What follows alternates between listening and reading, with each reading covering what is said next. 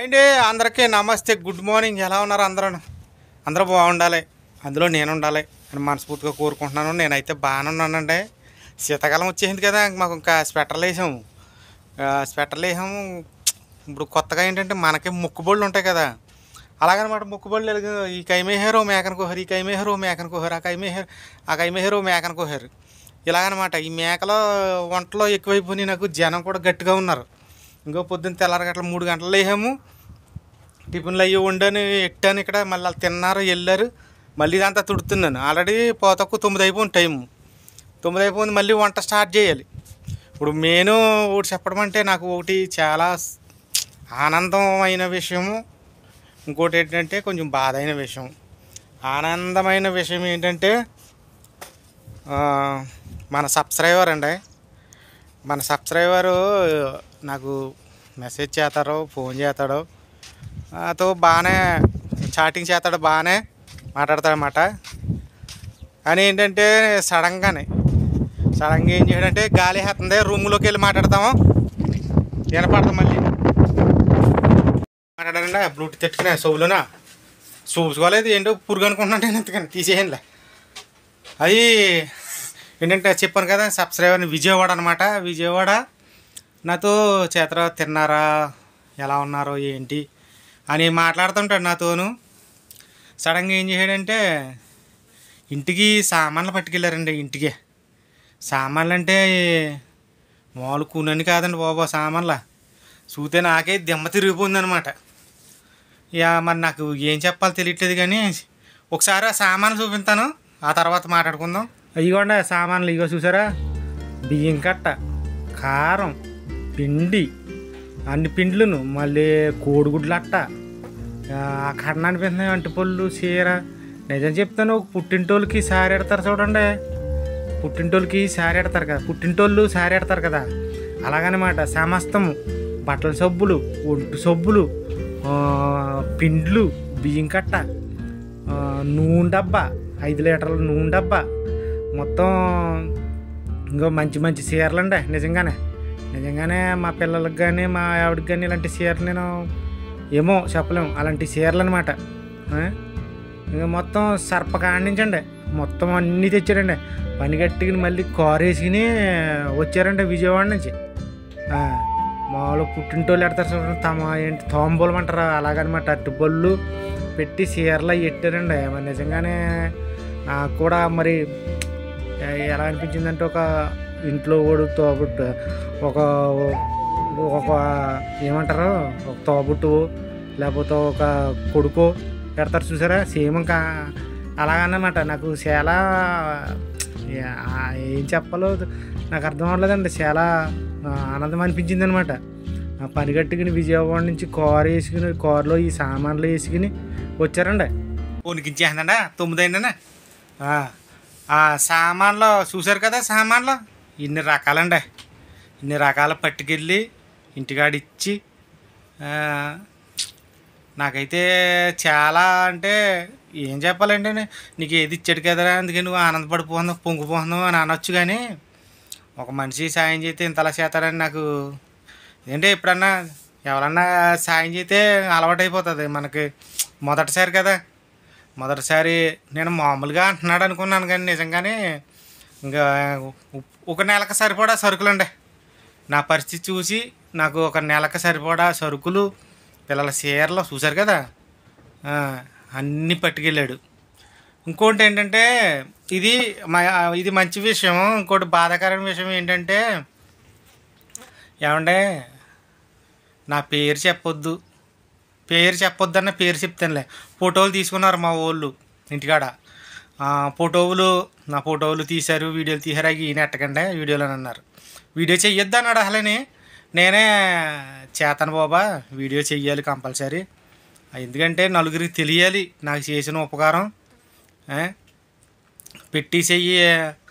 పెట్టేసెయ్య జ్ఞాపకం ఉంచుకోకపోయినా పర్వాలేదు, తిన్నాన్న ఊరు మాత్రం జ్ఞాపకం ఉంచుకోవాలి. నేనైతే చేతాను అన్నాను. ఎందుకంటే నేను ఎంతో ఆనందంతో ఫోటో వేసి చూపిందాం అనుకున్నాను. ఏమన్నాడంటే, ఫోటో అయ్యి వెయ్యొద్దు అన్నాడు. అందుకని ఇదే బాధాకరమైన విషయం అంటేనే, ఇంకేం కాదండి. అదే కొంచెం బాధ అనిపిస్తుంది నాకు. ఎందుకంటే నాకు ఏంటంటే నాకు ఉపకారం చేసిన వాళ్ళని నలుగురికి చూపిందాము అని అనుకున్నాను, కానీ ఆ అవకాశం లేకుండా చేసేసాడు. బాబు చాలా చాలా థ్యాంక్ యూ, చాలా చాలా ధన్యవాదాలు. ఎలా థ్యాంక్ చెప్పాలో నాకు తెలియట్లేదు. అదండి, ఇంత ఇంత హెల్ప్ చేస్తాడని నేను అనుకోలేదు. అనుకోవటం అంటే మనం అనుకోను కదా, ఏదోటి చేద్దాం అనుకుంటున్నానండి మీకు, ఏదోటి చేద్దాం అనుకుంటున్నానండి మీకు అనివాడు నాతోను. నేను ఎందుకులే బాబా, ఏంటి బాబా అని అనివాడిని. ఎందుకులేండి ఏంటంటే అని అని అంటే కడక ఏం చేశాడంటే 11వ తారీఖుని, ఇప్పుడు 11వ తారీఖుని, మొన్న 11వ తారీఖుని 10 రోజులు అవుతుంది. 10 రోజులు అంటే 9 రోజులు ఎంత అవుతుంది, 10 రోజులు. ఆ రోజుని బర్త్డే అనమాట. పేరైతే సాయి, పేరు చెప్పేస్తున్నాను. సాయి మహేంద్ర మహి. నేనైతే సాయి మహి అని ఫీడ్ చేసుకున్నాను సెల్లోను. అదండి, ఈ విషయం అయితే మాత్రం కొంచెం ఆనందకరంగా ఉంది నాకు. కానీ ఒక మనిషి సాయం చేస్తే ఇంతలా చేతడా అని అనిపించింది అనమాట నాకు. చాలామంది మెసేజ్ చేశారు నాకు, చాలామంది అంటే ముగ్గురు ఫోన్పే కూడా డబ్బులు చేశారండి నాకు. యూఎస్లో ఉంటాడు ఆయన, మళ్ళీ విజయవాడలో ఉంటాడు ఆయన. వాళ్ళని కూడా అడిగి పేర్లు చెప్పుదాం అనుకుంటున్నాను ఇంకో వీడియోలోను. వాళ్ళని కూడా అడగలేదు. వాళ్ళకి కూడా చాలా చాలా థ్యాంక్ యూ. నాకు విజయవాడ నుంచి ఒక డ్రైవర్ అన్న ఫోన్ చేస్తాడు నాకు, ఆర్టీసీ డ్రైవర్ అనమాట. మెసేజ్ పెట్టేవాడు, వీడియో కాల్ చేసేవాడు. వాళ్ళు కాకుండా అంటే ఇంకా కొంతమంది ఉన్నారు, వాళ్ళు ఏంటంటే నన్ను చాలాసార్లు ఎటకరించారండి.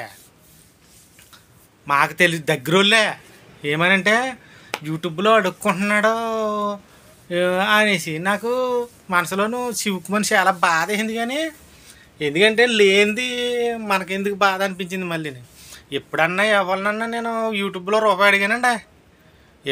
నేను అసలు ఇప్పుడు ఎవరిని అడగనండి. నా బాధ, నా పరిస్థితి చెప్తాను, అర్థం చేసుకుంటారని. ఫస్ట్లో నాకు బాధ కలిగి ఫోన్ నెంబర్ ఇట్టానండి.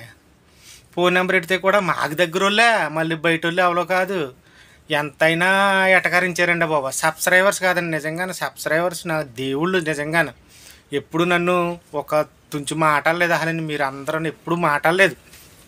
నాకు దగ్గరోళ్ళే చాలా కఠినంగానే, మామూలుగానే ఏంటంటే చాలా దారుణంగా మాట్లాడారన్నమాట. యూట్యూబ్లో అడుక్కుంటున్నాడు అన్నారు. వాళ్ళకి తెలీదు. తెలిసిన తలకాయలు అయితే మనం చెప్పచ్చు, తెలియని తలకాయలకు మనం ఏం చెప్తాం. తలకాయ ఉంటుంది ఒక్కోటిని, ఎంత ఉప్పరతట్ట అంత, అందులో మెదడు ఉంటుంది వాళ్ళకి. ఆ మెదడు ఉంటే అలా మాట్లాడరు కదా. ఆ వీడియో కూడా చూడరు. కొన్ని వీడియో చూడమని నేను అడగలేదు వాళ్ళని. వీడియో చూడరు, ఏదో చిన్న బిట్ చూస్తారు మొక్కటానికి. ఆ బిట్ చూసి వీడియో యూట్యూబ్లో డబ్బులు అడిగాడు, డబ్బులు వచ్చేస్తున్నాయి అన్నారు. ఇంకోటి ఏంటంటే ఎప్పుడు మనం అలా దగ్గరోళ్ళని అసలు నమ్మకూడదండి నిజంగానే. మనము ఎగబడిపోతాము, మనోళ్ళు మనం చేయాలి, మనం చెందాలని. అలాంటి వాళ్ళ వల్ల ఇలా నాశనం అయిపోయాను నేను. లేకపోతే నాకు రూపాయి ఉండదండి. లేకపోతే 10 లక్షలు అప్పు ఎందుకు అయిపోతాను నేను. ఇలాగా ఆ వాళ్ళు నా వాళ్ళు ఇలా ఆపదలు ఉన్నారు, వీళ్ళ ఇబ్బందులు ఉన్నారని నేను ఎదరికెళ్ళిపోయి ఇలా దెబ్బ అయిపోను. ఇప్పుడేమో నన్ను ఎటకారంటున్నారు.